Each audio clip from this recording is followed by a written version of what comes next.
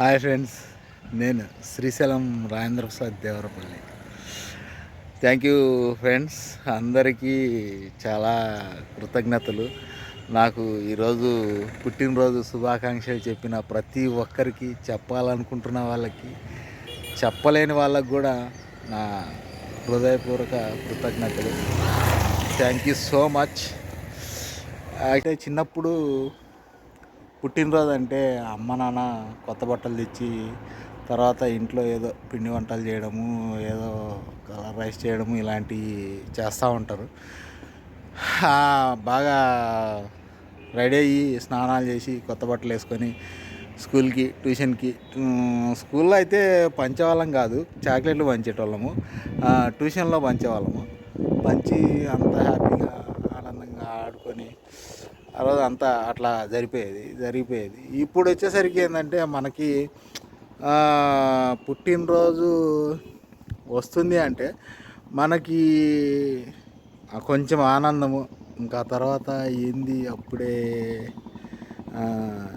అవునా పిల్లలేంది మనమేంది, కొంచెం భయము, బాధ్యత, సరే హ్యాపీనెస్. ఇంకోటి ఏంటంటే మనకంటే కూడా ఇంతకుముందు కేకులు అవి ఉండేవి కాదు. ఇప్పుడు కేకు ఈ తీసుకొని రావడం, పిల్లలు తీసుకొని రావడం, మనల్ని ఏదో సర్ప్రైజ్ చేయాలని చెప్పేసి అర్ధరాత్రి 12 గంటలకు లేపి కేకులు కట్ చేయించడము అంతా బాగానే ఉంటుంది. వాళ్ళకి మనకంటే కూడా వాళ్ళకి ఇంకా ఎక్కువ ఆనందంగా ఉంటుంది. ఓకే, అంతా బాగానే ఉంది. కాకపోతే ఏంటంటే టైము, కాలము చాలా తొందరగా తిరిగిపోతుంది. దాన్ని ఒక్కసారి ఆలోచించండి. అంతా మంచిగా ఉందాము, మంచి చేద్దాము, చెడు చేయొద్దు.